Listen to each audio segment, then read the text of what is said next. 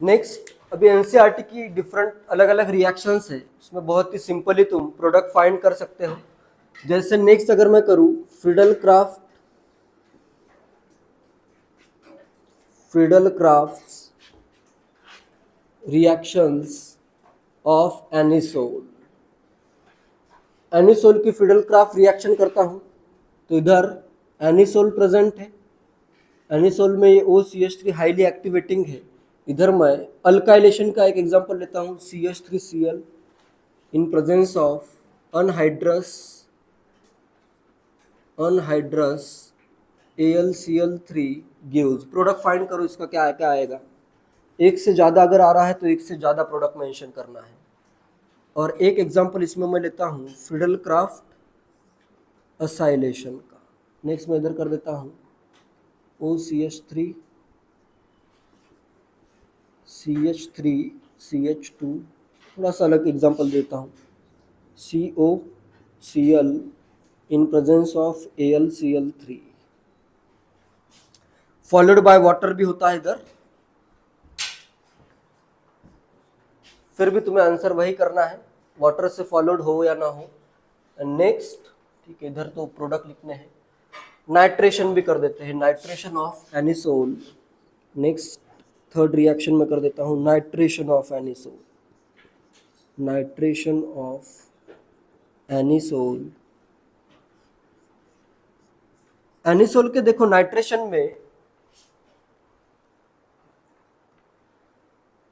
Mixture of concentrated sulphuric acid and nitric acid to mixture of ortho para nitroanisole, ये भी activating है।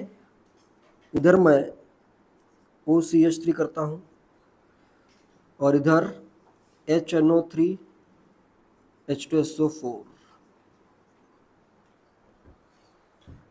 तीनों reaction में OCH3 एक्टिवेटिंग है, साथ ही में कौन सा डायरेक्टर है, ऑर्थोपैरा डायरेक्टर है। ऑर्थोपैरा डायरेक्टर अगर है तो इसमें मेनली प्रोडक्ट क्या बनेंगे, ऑर्थो और पैरा पे तुम्हें सब्सटीट्यूशन करना पड़ेगा।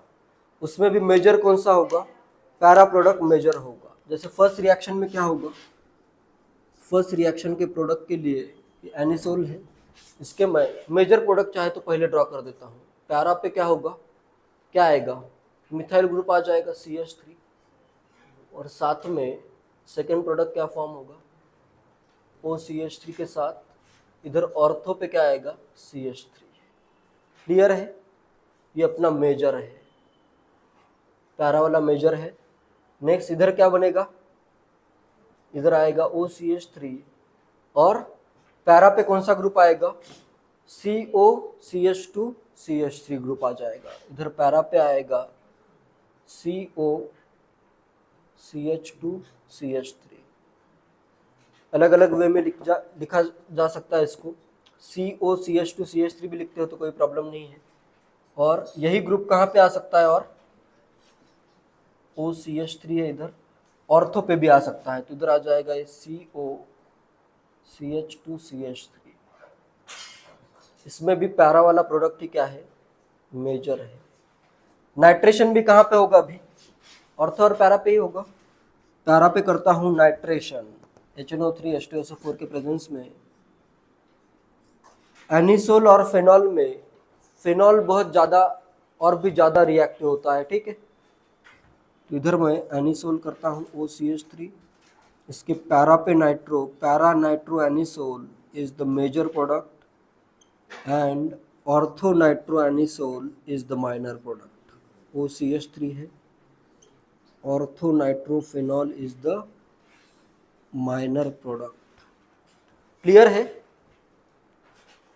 एनिसोल के सब रिएक्शंस बिल्कुल याद रखो, सिंपल रिएक्शंस है। कोई भी एक्टिवेटिंग ग्रुप आता है तो सिंपली तुम्हें ऑर्थो पैरा पे रिएक्शन करनी है, जनरली पैरा वाला मेजर होगा, ठीक है। ब्रोमिनेशन ऑफ फेनॉल देखा था अपन ने।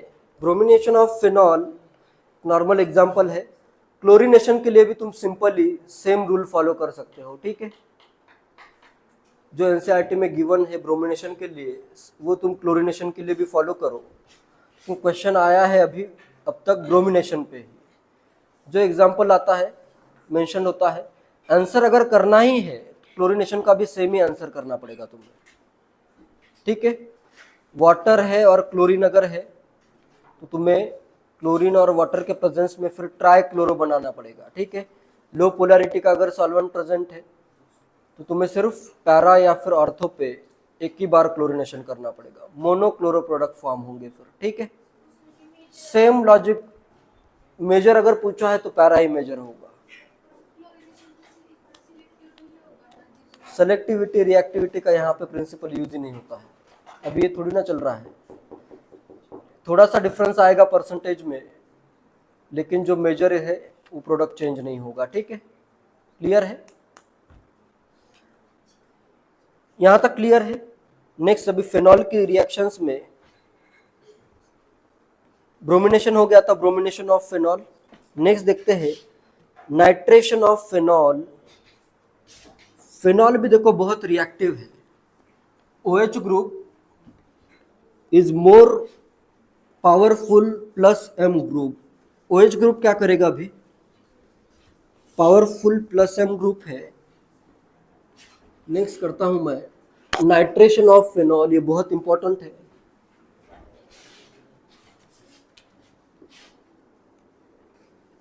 नाइट्रेशन ऑफ फेनॉल,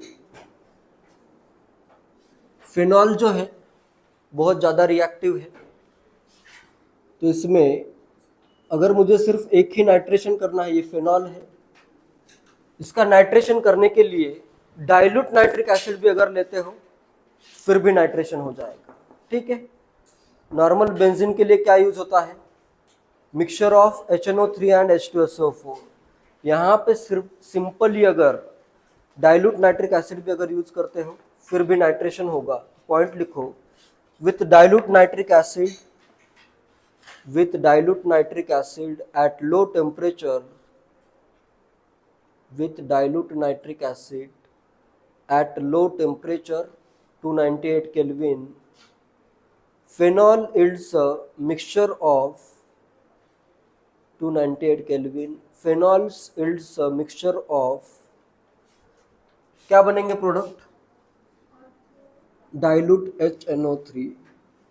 ऑर्थो और पैरा पे क्या होगा, नाइट्रेशन होगा, प्रोडक्ट बनेंगे ortho nitrophenol, mixture of ortho and para nitrophenols. इधर आएगा OH, ऑर्थो पे NO2 कर देता हूँ, ऑर्थो नाइट्रोफेनॉल फॉर्म होगा एंड पैरा नाइट्रोफेनॉल भी फॉर्म हो सकता है, ठीक है। इधर आएगा OH एंड नेक्स्ट इधर पैरा नाइट्रोफेनॉल।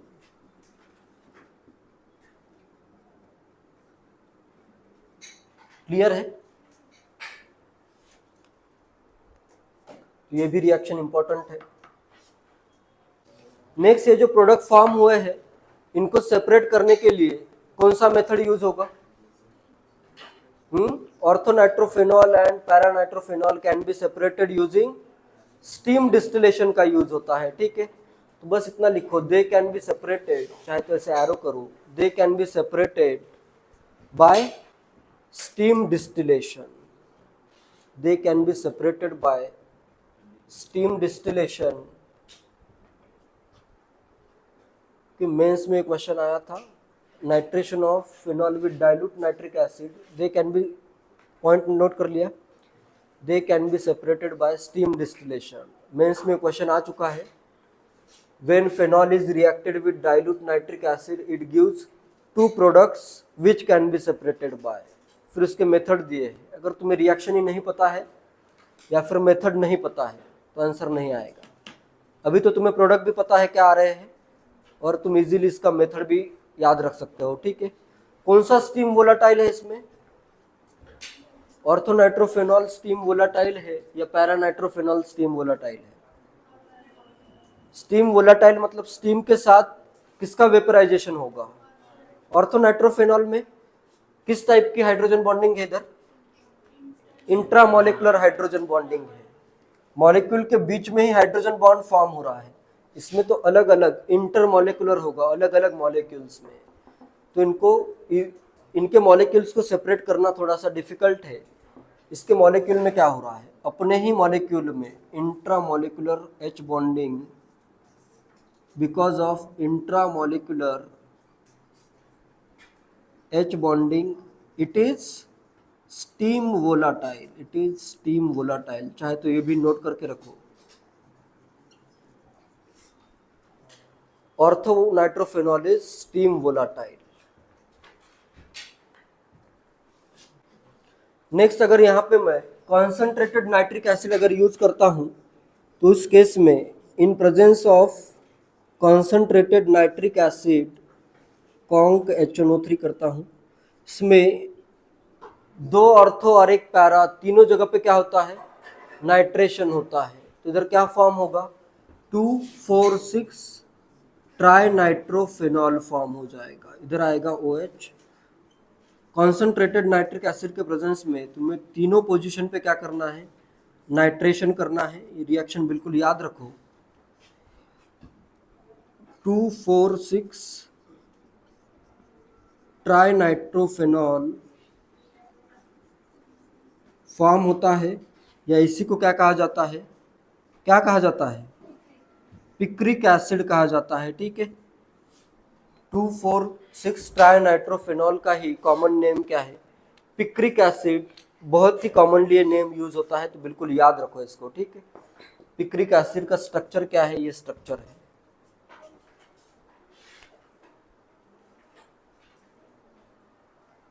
क्वेश्चन लिखो, nowadays picric acid is prepared, NCERT का ही क्वेश्चन है।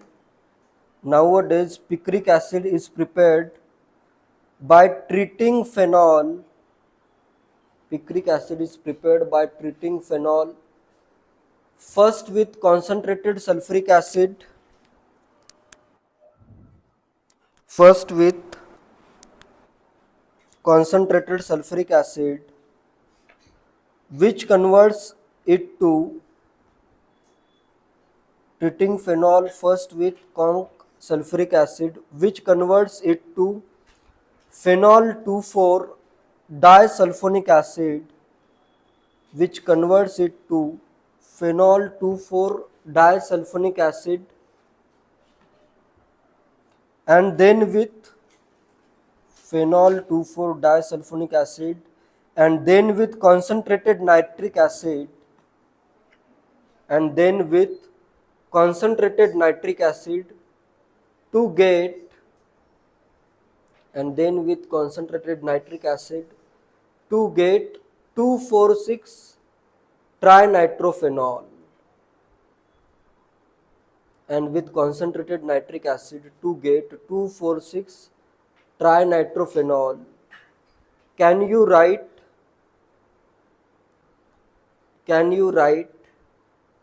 the equations of the reaction involved? Can you write the equations of the reactions involved?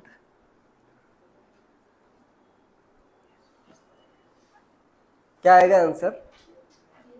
Yes आएगा।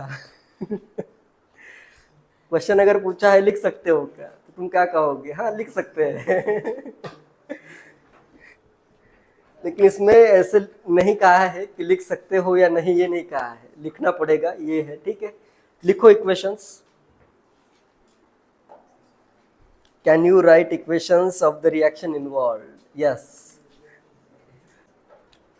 इसमें देखो फेनॉल की रिएक्शन, क्वेश्चन में क्या कहा गया है,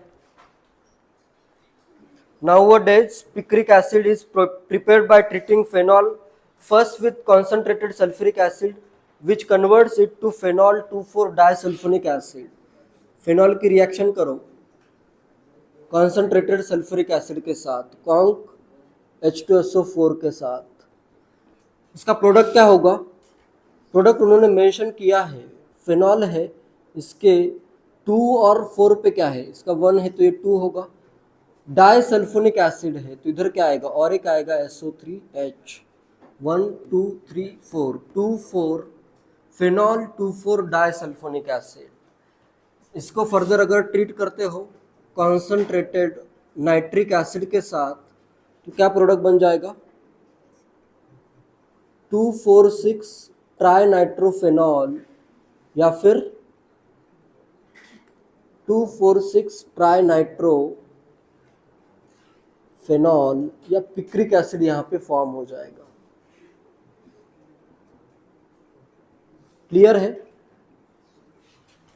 बोर्ड में भी क्वेश्चन आता है तो ऐसे सिंपल ही तुम्हें लिखना है। 2 मार्क का क्वेश्चन है तो इतना लिखो, 3 मार्क का क्वेश्चन है तो थोड़ा सा वर्ड्स में भी लिखो या इनके नीचे नेम लिख दो, ठीक है, सिंपल है।